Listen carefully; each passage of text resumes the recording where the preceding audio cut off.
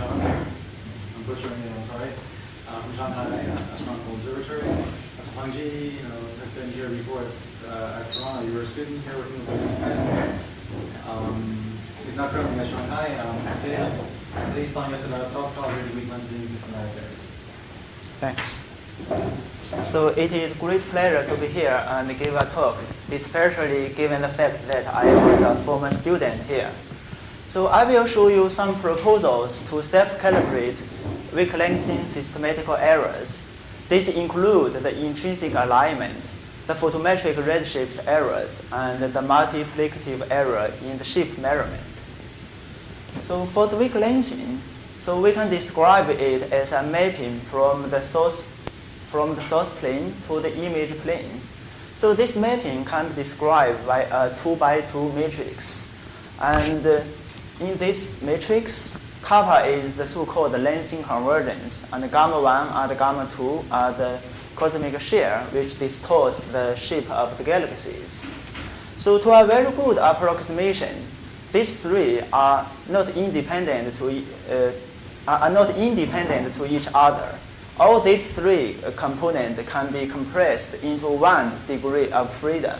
That is the so-called E mode, or equivalently, the lensing convergence.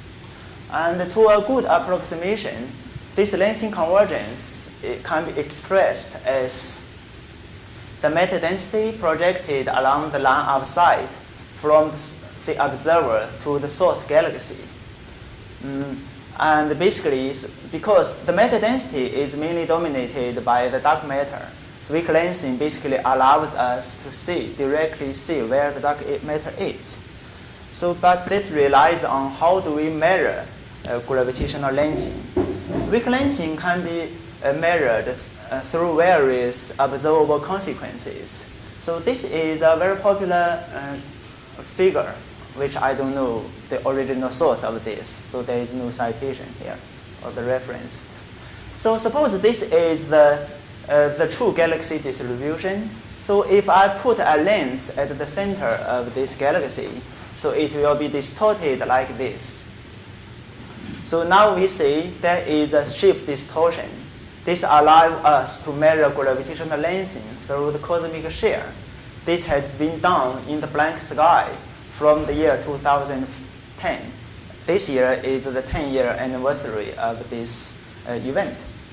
And there is also, lensing also change the number distribution of the galaxies. So this number distortion is called the cosmic magnification or the magnification bias. It has been detected from the year 2005. Besides this, for galaxies can be treated as a discrete objects. Besides this, lensing also changed the diffuse cosmic background. So recently there are tentative detections on the CMB lensing. By far, the most sophisticated method to measure gravitational lensing is through the cosmic shear. These are the early detections. These are noisy data set. And this is from the data set, the recent measurement from the CFHT legacy survey. So compare these two, we see the data quality has improved significantly. And besides the CFHT, so there are more surveys to come. This includes the stage 3 dark energy project, dark energy survey, and the stage 4 projects, LSST, Euclid, JDAM, etc. So there is a bright future for weak lensing cosmology. So, and because these surveys will have the photometric redshift measurement of galaxies, with the galaxy redshift measurement, we can perform the weak lensing tomography. So basically, by comparing the weak lensing effect with respect to the source redshift distribution, we are able to reconstruct the three-dimension meta distribution. So this is the three-dimension meta distribution reconstructed from the cosmos. So this is at the redshift 0.7 to low redshift 0.3. So this kind of three things directly tells us the large-scale structure of the universe and the dark matter distribution. And more importantly, not more importantly, and another implication of this weak lensing tomography is that if we compare this large-scale structure and measure its evolution with redshift, we are able to infer the property of dark energy. So weak lensing contains valuable information about fundamental physics. Most commonly used statistics in weak lensing is the angular power spectrum, or equivalently the angular correlation function. So that is something that we can manage to measure. And this measurable quantity is related to the fundamental physics by this linear integral. And in this expression, this one is the initial fluctuation of the universe. If we are able to measure it, we are able to test the inflation. And this one is the nonlinear growth factor of the fluctuations. It is determined by the neutrino mass, dark matter, dark energy, and the nature of gravity. And this last term is the lensing geometry kernel. It tells us the distance redshift relation and also the curvature of the universe. We see that, so in this expression, this quantity depends on the source redshift. So since we have the measurement at different source redshift, so we are able to separate all these three quantities and simultaneously test inflation, measure the neutrino mass, infer the dark matter, dark energy, and the nature of gravity through the gravitational lensing. So it is for this reason that weak lensing has been recognized as the most powerful probes to the dark universe. So this is the finger of merit forecasted by the Dark Energy Task Force. So this is the finger of merit for the weak lensing. We see that it can have the highest finger of merit.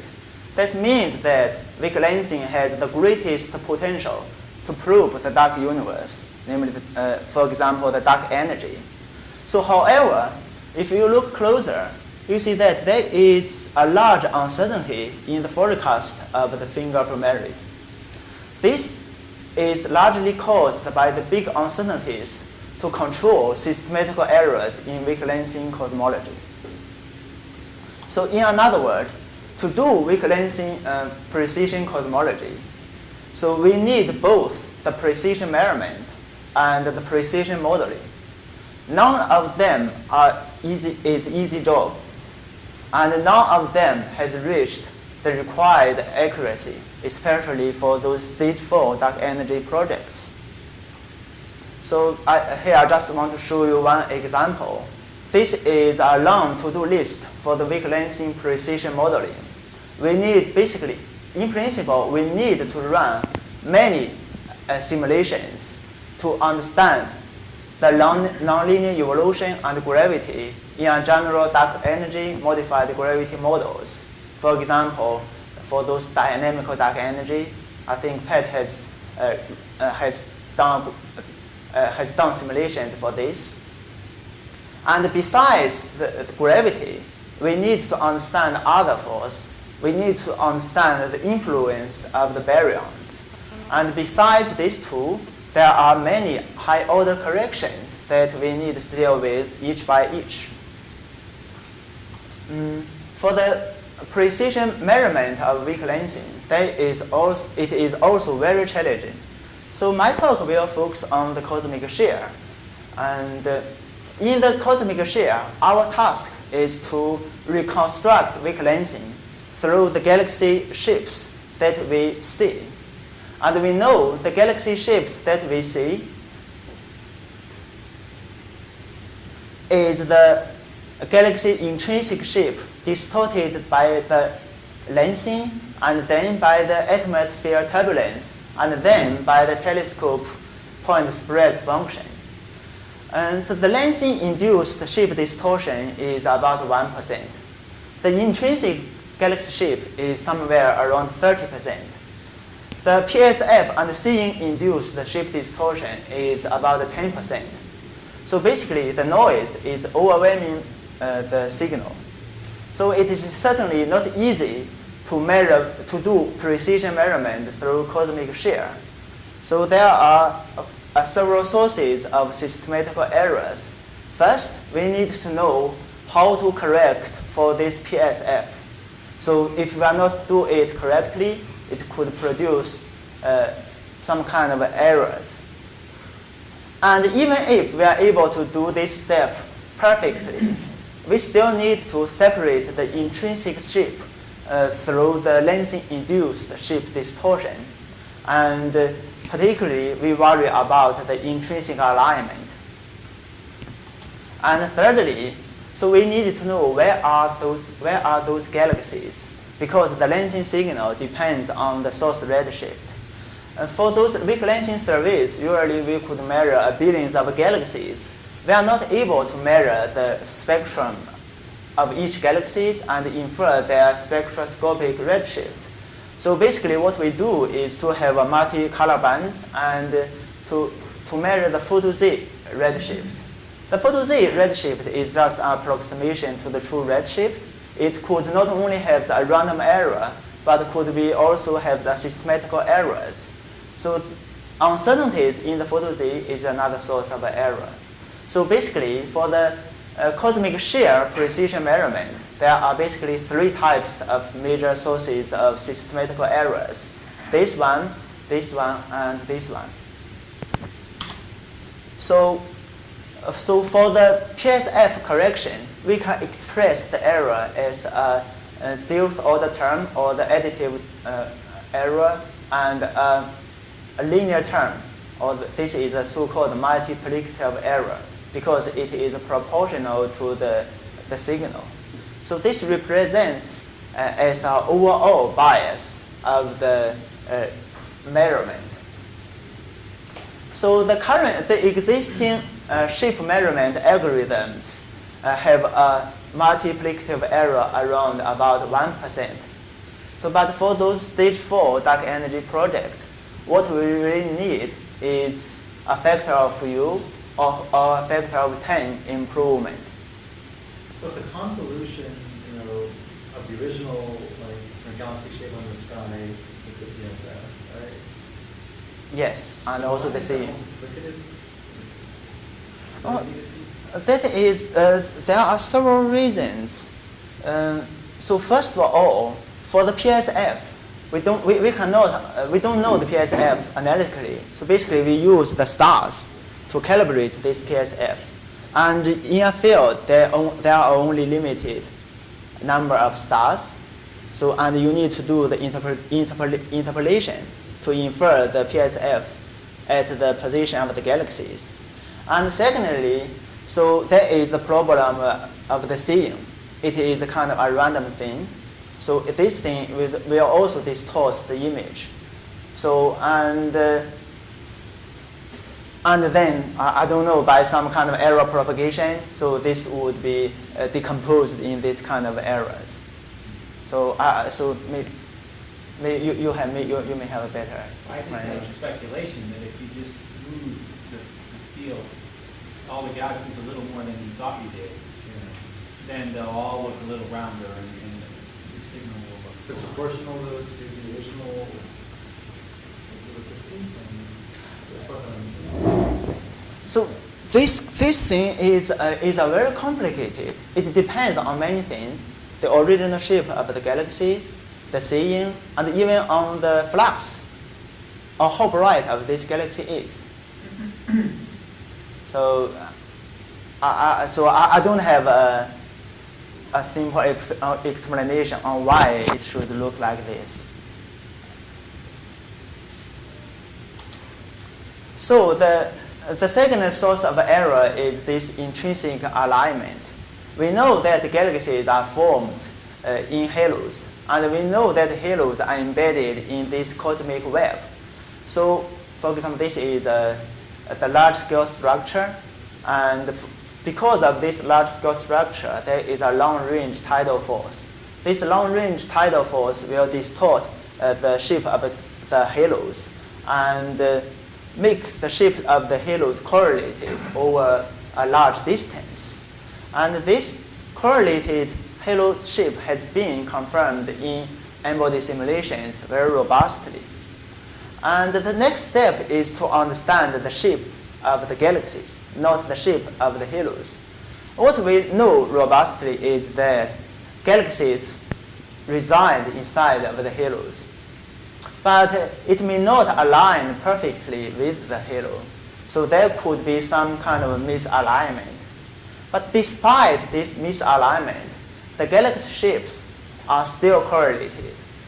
So this correlated galaxy shape has been confirmed in observations, for example, through the Sloan data. And so this correlated galaxy shape is the so-called RR contamination. So it can bias the lensing power spectrum measurement. But this thing, from this plot, we see that this correlation only exists at small separation. For example, if you go beyond 100 megaparsec, this correlation would disappear. And that means that if we throw away those close pairs and we only do the cross correlation between two photo-Z redshift beams, which has a large separation, then we are able to eliminate this RR contamination. But even so, there is another source of contamination. The intrinsic alignment itself is correlated with the gravitational lensing. This is the so-called GR contamination. And this GR contamination has been indirectly detected in the Sloan data. And both the RR and the GR can bias the lensing measurement at bigger than 1% level. So that is something definitely we need to correct for. And the third source of error is this photometric redshift errors. So this is basically a forecast for the snap-like space project. So this is the photo-Z redshift, and this is the true redshift. So any deviation from this diagonal line is the photo-Z error. So we see that, so there is this random error around the mean. So, but there are also some parts which the photo-Z has a large error. Those are called catastrophic errors. And these galaxies are called the outliers. And so the current photo-Z algorithm has about of the order 1% outlier rate. But for those stage 4 dark energy projects, what we really want is 0.1% or below than that. So certainly we need to correct to understand these outliers and to correct for the... How many colors went into that plot? How many galaxies?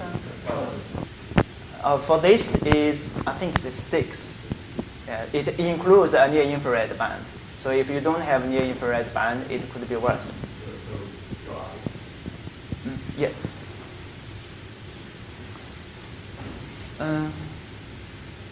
So there are intensive efforts to reduce all these kind of systematical errors. For example, if you go to space, we are able to eliminate this seeing problem and thus improve the PSF correction.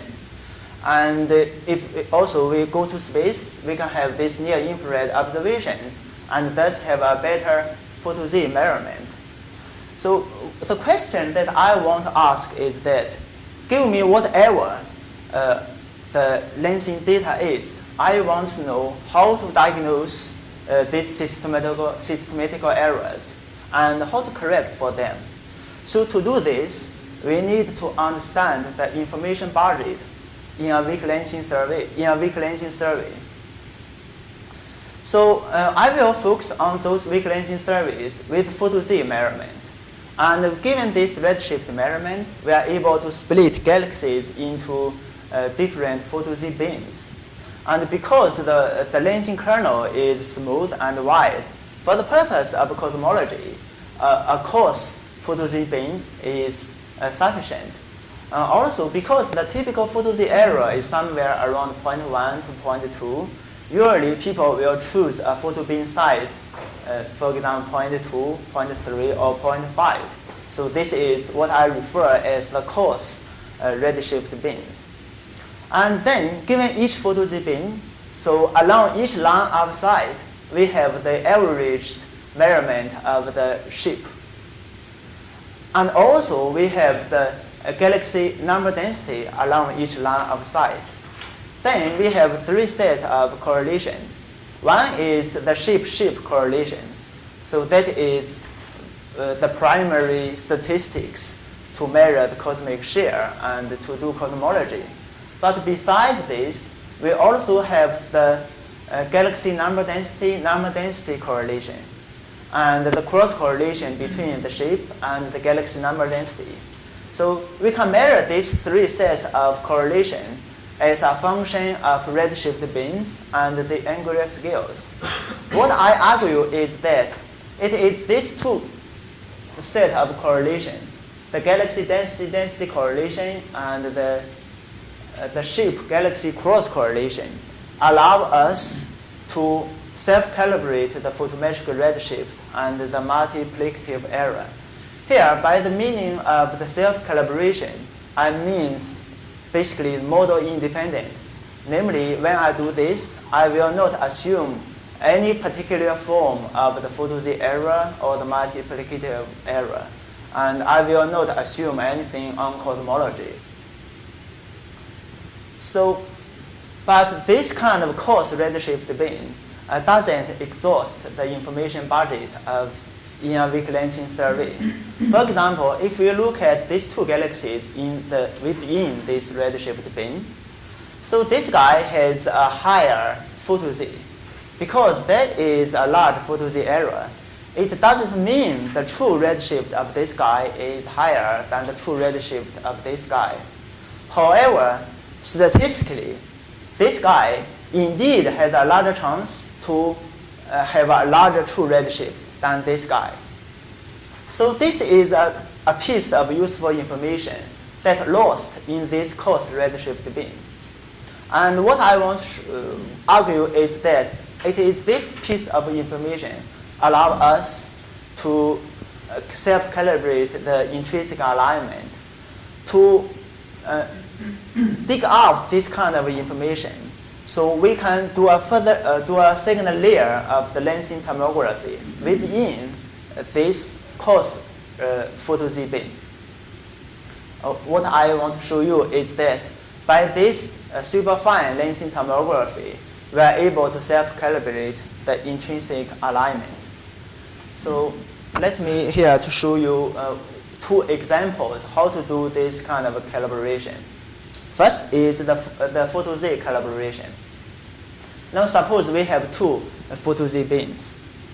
So if the photo-Z has no error, then because there is a large separation between these two photo-Z bins, so the density at this bin and the density at this bin should be uncorrelated, so which would expect a vanishing cross correlation. So however, if there is some photo-Z error and the true redshift of this guy is here, then there would be a non-vanishing cross correlation between these two photo-Z bins. So this is a spurious cross correlation. And Schneider et al. Point out that this can be used to diagnose this photo-Z error and to calibrate this photo-Z error. So this is a nice idea, and it indeed works. So this is a forecast from their paper. So however, so it can only diagnose and detect about 1% scattering probability, or the 1% outlier rate. So we need a factor of 10 improvement to meet the requirement of the stage 4 dark energy project. So first of all, to improve this technique, we need to understand why it only goes to 10 to minus 2, why it cannot work better. There are a few reasons. I think the fundamental one is there is a severe degeneracy in this technique. So as I explained earlier, so when we detect a spurious cross correlation between these two photo-Z bins, it can be caused by this kind of photo-Z error. So the true redshift is higher than the photo-Z. I call this the downscatters. But it can also be caused by the other kind of scatters. So the true redshift of these galaxies is lower than the photo-Z of this galaxy. I call this thing as the upscatters. So both will cause a non-zero cross correlation. How thick are your bins? No, how thick? So usually people will somewhere between 0.2 to 0.5. Delta Z, 0.2 to 0.5. Yes. See that thick. Yeah, that's thick. Yes. So Maybe this is leaping ahead, but if you do try and do all of these cross correlations, so then you have a rank ordering, and you could do finer ordering and ask for the dominant modes. Does that help? yes. So basically, so people, I don't have a direct answer to your questions, but in other areas, for example, when people want to do this intrinsic alignment, so the finer the bin size, the better. It indeed helps. I guess what I'm also saying is that, if you've got two adjacent ones, there's also information in the one below it, right? So that you've got three, all of them are got this potential problem. It's so because If I go back to your error curve where you had this correlated thing, and then all of the problems that were existing sort of on the two axes, those are the things you're trying to get rid of, right? And they're very spurious, and they scatter largely in redshift. I mean, it's not just a small scatter. yes. So basically, so there are, as you said, there are two possibilities to improve these things. If you know a certain form of this photo-Z, so you can design specific things and to improve it. So what I want to talk here is a general form. Suppose I don't know anything about the photo-Z error.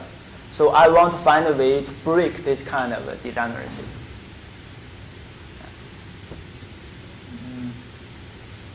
So basically there is a degeneracy between these scatters and these downscatters. And this isn't a strict degeneracy, because it can be broken if the two auto power spectrum have different shapes. Nevertheless, it will significantly decrease the reconstruction accuracy. So to show the severeness of this problem, I use a toy model to demonstrate this. So suppose the galaxy clustering power spectrum is a power law, like this. It has a cutoff at this wave vector Kc. The larger the Kc, the closer to a strict power law. So I want to know the performance of this self-calibration as a function of this Kc. So this is the photo-Z bin. So this is the error in the mean true redshift of this photo-Z bin. So you see that this error increased with this Kc and eventually blew off. So that means that when the power spectrum is sufficiently close to a power law, so this degeneracy becomes a true strict degeneracy, and this method will basically fail. So now how to break this degeneracy? So we argue that if we include the measurement of the galaxy-galaxy lensing, it can naturally break this degeneracy. So for clarity, I relabel the previous galaxy 2 as the galaxy 3. So what I want to do is to break this degeneracy. So suppose you add another beam, so between 3 and 1. Yeah, basically I think is what you said. So what would happen? So now, this galaxy, how to say that? So since these galaxies, if there is no photo-Z error, then because this galaxy lies at high redshift, it shouldn't length a galaxy at a low redshift. Then we would expect the lengthening of this one is uncorrelated to the galaxy density of this one. But because due to this kind of downscatters, the true redshift is here, then this cross correlation is non-zero. So the other scatters will cause another effect. So in this case, so the gravitational lengthening of these galaxies should be correlated with the density of these galaxies. But due to the photo-Z scatters, so the correlation vanishes. So we are able to use this kind of information to break this kind of degeneracy. And so these are some technical details. So in observations, we are able to measure the galaxy clustering between different redshift beams, and also the galaxy lengthening between different photo-Z beams. So these measurements are related to the power spectrum in the true redshift beam by these linear equations. And so here, this parameter P R to J is the, so for example, if we look at the J's photo-Z beams, and there are some galaxies which are actually coming from other redshift beams. The P I to J is the fraction of these galaxies. So this is a measurement of the photo-Z error. That is something that I want to know using the self-calibration technique. So basically, so in this thing, so there are 3 sets of unknowns and 2 sets of measurement. Basically, what I want to do is to solve these equations and simultaneously solve for these 3 sets of unknowns. When I do this, I will not assume anything on this power spectrum and this scattering probability. And the good. Bias doesn't have to be known, like for Pardon? The bias doesn't have to be known. No, I don't assume anything on the bias here. So basically, I want to measure this thing simultaneously with this and this. But you're trying to estimate the amount of lensing going on by using the galaxy density, right? Lensing depends on the bias, right? Yes. The measurement, it indeed depends on the bias. But they only appear as a specific combination.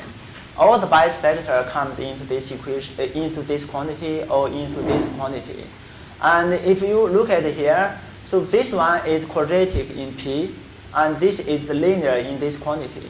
So that means that I'm able to measure this thing simultaneously with these linear quantities. So, and yes, the bias is hiding inside of this quantity. I don't know what it is, but I know the combination. I know the bias times the meta density. That is what I know. So because I don't use a model to predict this power spectrum, I don't need to worry about the cosmic variance.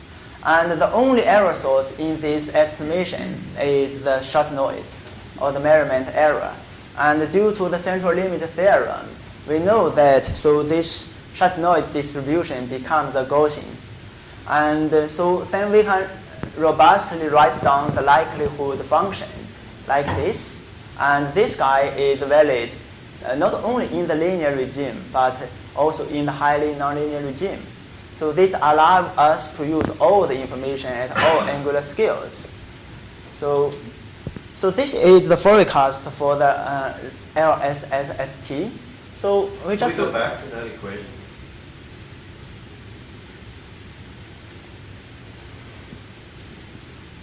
So where your so there's a lot in this associated with the effective weights that are being put in. The effective so weight. You're trying to do a basic reconstruction. Right? So is that using that linear term that you had in the prior thing? Yes. And that is going in to this, so that there's a effective filter to define the CGPs? Yeah, so this one is a measurable quantity, is the Is the linear observable. combination. Yeah, it's what we measured. So from the survey, weak lensing survey, we measure this CGGP and this C capital GP, and the fiducial the theory is this one, and this guy is the linear Okay, thing. good.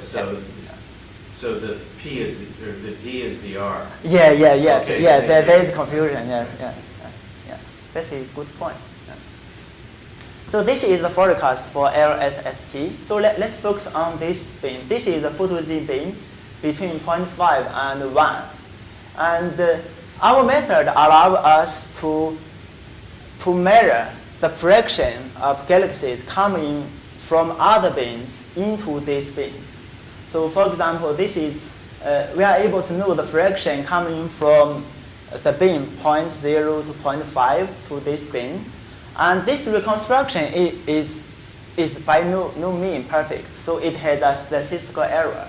So if I only use the galaxy clustering, I get a statistical error like this.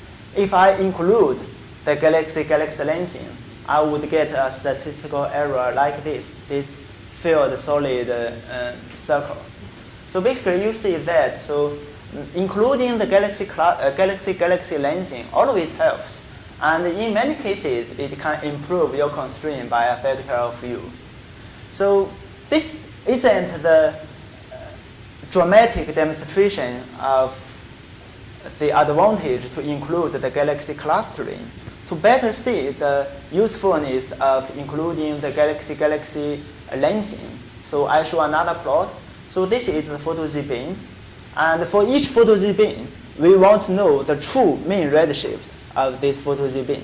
This is a key information comes into the lensing cosmology. So from the lensing from our self-calibration, we can know this true photo Z beam, the true redshift beam. The error is expressed like this. If we only use the galaxy clustering, the error is something like this.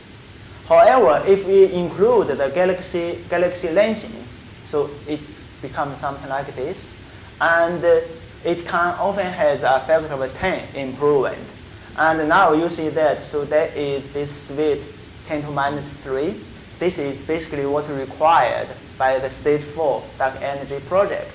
So these self-calibration techniques more or less will fulfill the requirement of this dark energy project. So, and another thing, this is the plot that I showed earlier.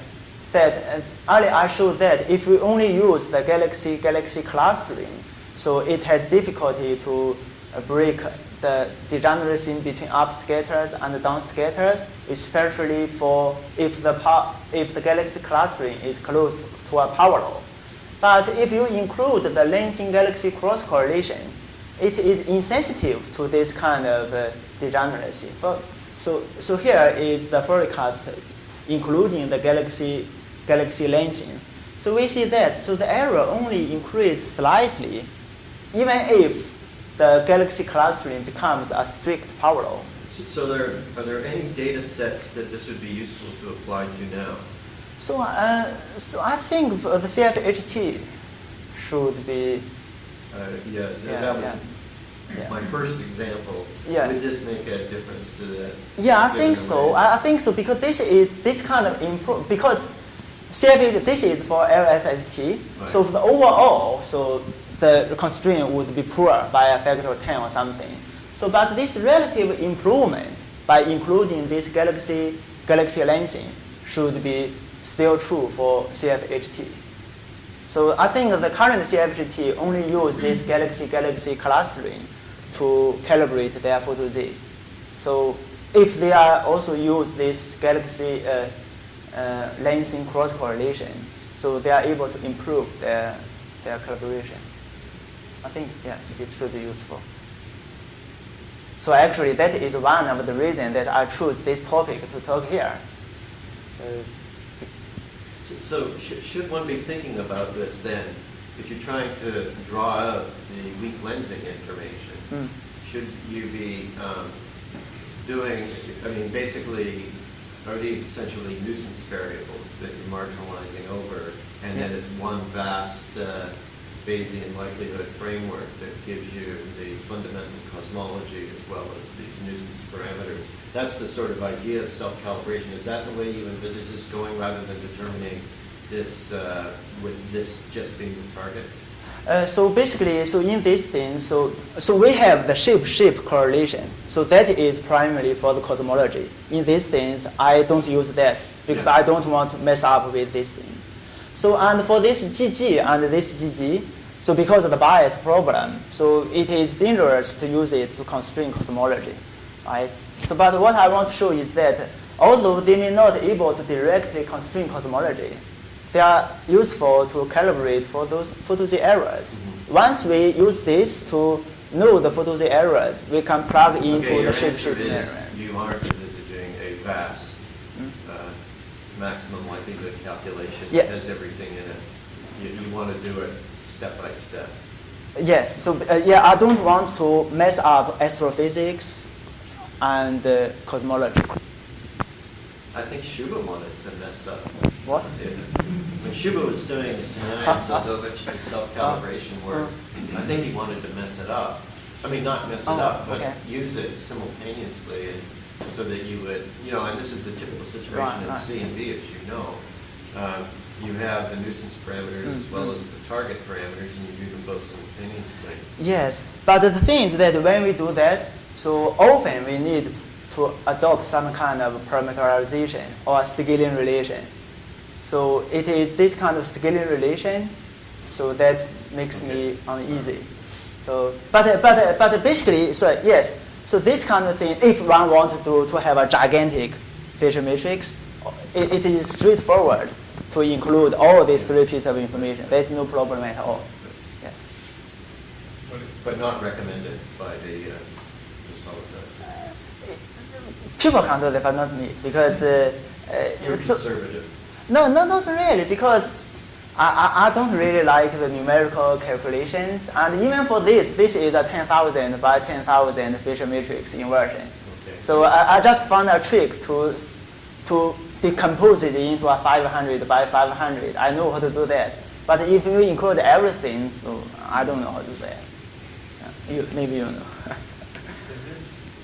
Well, since your entire analysis relies on your knowledge on the conditional probability between quality and truth, right? The conditional Probability distribution of quality and the truth. Right? P of Z. So that is just because that gives you the spectral probability. yeah, but that one I don't assume any form of this pi to j. So that is a parameter that I simultaneously fit. So this pi to j is a binned version of the full PDF, right? So and in this sense, it is an unparameterized form of this PDF. If you choose a sufficiently fine bin size, this pi to j would become the full PDF of the photo-Z distribution. So I don't assume any form of this PDF. I thought you were getting from observation. No. So here is this guy is Yeah, out there. yeah, this guy is completely a free parameter. So the reason that I can break this pi to j from this guy is that this is a quadratic term, and this is a linear term. And we have to make sure that sum pi to j over r is equal to 1. So that is the only constraint that I exert. The sum of this guy is 1. So, I mean, here you're, as far as I'm understanding, you're really just scattering from one bin to the other. Yes. But you don't use like scattering to the next bin because, of course, the probability will be much smaller. I mean, it's obviously much smaller, but the cross correlation. It is correlation between any two bins. Okay. Yeah. I So think that's so fundamental. Well, that's what I'm asking, but I didn't really understand. yeah. For example, in this case, so this is a kind of a nice example. So this is the cross correlation. How to say that? Between the second photo Z beam and the fourth photo Z beam. It is non-zero because for this beam, there is scatter from the third beam to this second beam. And also there is scatter from this third beam to the fourth beam. It is this cause this kind of a thing. It's not a direct scattering between the 2 and 4. You know, you think that there is a reasonable theory that could be applied to the errors that would allow you to be better informed on the nature of P rather than just doing this blind search for it. I mean, I'm just a bit surprised that it probably has been worked out, right? What the scatters are like. There must be a theory. Well, measurement is one thing. I do believe in measurement, but surely, theoretically, you can just lay things down and say what's going to happen by virtue of the properties you already know about galaxies.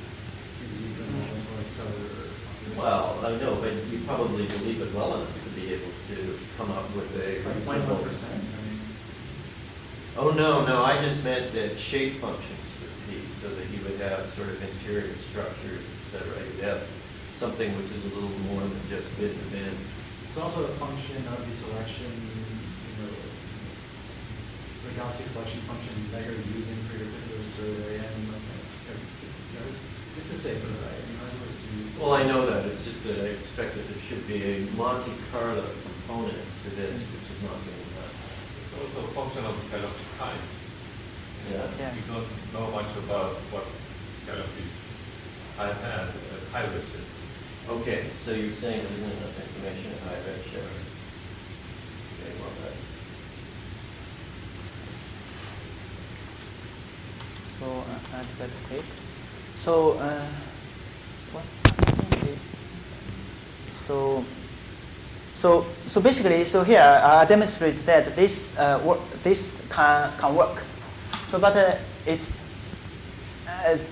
the estimation is done under simplified conditions. There are a lot of complexities. The nice thing is that I can show that many of these complexities can be rendered into a statistical error, so it doesn't really matter. But there is indeed a potentially severe problem, which I dubbed as the galaxy distribution bias. We recognize this thing in our self-calibration. And then we find that this kind of a galaxy distribution bias also exists in other proposals, such as the proposal by Jeffrey Newman on the cross-correlation using the spectroscopic redshift samples. So let me briefly explain what is this galaxy distribution bias. So there is a fundamental assumption in our self-calibration and also in this cross-calibration. That is, so given a true redshift beam, so there are some galaxies with the correct photo Z and others with the wrong photo Z. So this self-calibration basically assumes that these galaxies have the same clustering property. However, in reality, galaxies with wrong photo Z beam could be intrinsically different from those galaxies with the true photo Z. So if so, they could have different three-dimension clustering, different true redshift distribution, and even different cosmic variance. So that means that they will have different angular clustering. And I dubbed this thing as the galaxy distribution bias. So the existence of this one would bias our self-calibration. So since I don't know the exact form of this guy, I will just choose a toy model. For example, assume this guy is 30%, meaning those galaxies with the true photo Z, its clustering property is 30% different from the galaxies with the wrong photo Z. So this is what I get. So again, this filled circle is the statistical error of the self-calibration, and those open triangles are the systematical errors caused by this galaxy distribution bias. So there are good news and bad news from this plot. The good news is that the existence of the galaxy distribution bias cannot completely invalidate our self-calibration. The bad news is that it is non-negligible, and sometimes it could be a factor of few larger than the statistical errors. So certainly that is something that people have to investigate further in this self-calibration and also in the collaboration of the cross-collaboration by Jeffrey Newman. I will skip this.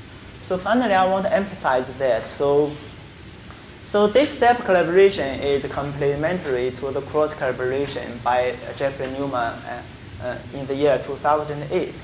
For our method, so for this method, it requires a spectroscopic sample in the sky overlap with the weak-lengthening survey, and then they can measure the cross-correlation between these spectroscopic redshift samples and the photo-Z samples to calibrate the photo-Z error.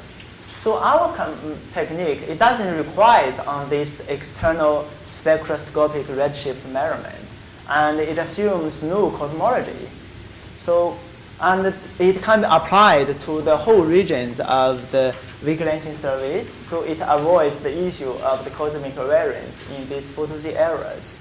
And because it uses all the information in these weak-lengthening surveys, and the weak-lengthening surveys can have billions of galaxies, it can achieve higher accuracy. So however, so there is a particular form of error that it is completely blind to. So the self-calibration is designed to diagnose the scatters between different beams.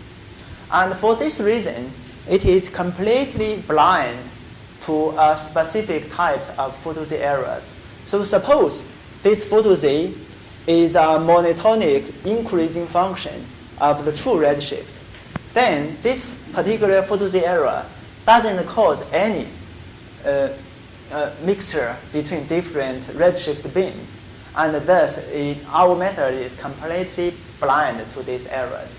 But this cross-correlation of Newman 2008 is able to diagnose this kind of error. So thus, these two methods are complementary. So I think I have run out of time. So I will skip this intrinsic alignment collaboration. So, but basically, the basic idea is that if we perform a second layer of weak-lengthening tomography within each conventional photo-Z beam, then we are able to self-calibrate the intrinsic alignment, both for the RR contamination and for the GR contamination. So, since I don't have time, I will skip this. So this is the conclusion. So we think that the weak-lengthening self-calibration is promising. So for the photo-Z error, it could reach 0.01% to 1% accuracy, and it can suppress the GR contamination by a factor of 5 to 10. So it can also diagnose a less than 5% RR contamination in the autocorrelation measurement. And another thing that I haven't talked about is the multiplicative errors. Our preliminary study shows that at least it can detect the multiplicative error of this amplitude.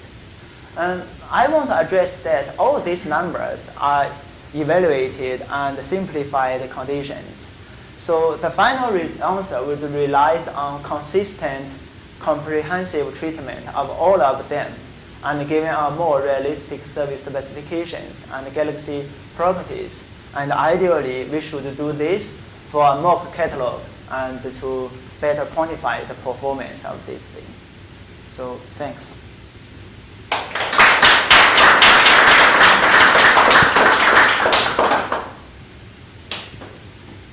Any more questions? This may be really naive, but do you have a pretty good idea, just in colors, which galaxies are likely to have really bad errors in coordinates? I don't know. So to be honest, I basically know nothing about this photo-Z error. Yeah. So That is true. So Because if they're featureless, it's like you just snip those out to get rid of most of the catastrophic. Yeah. Well, certain galaxy types certainly have small errors, and other galaxy types don't. So LRGs, for example, we're going to have like smaller errors on it compared to like other types of galaxies. right.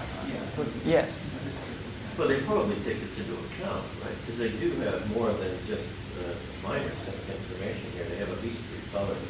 Well, And these LST is going to have more, a lot more bank colors, right? And so presumably they put some probability on each detection and say what the chances are that it's certainly do separations based upon, you know, where you've got multiple information. I mean, I can't imagine that it isn't already encoded into what people are trying to do.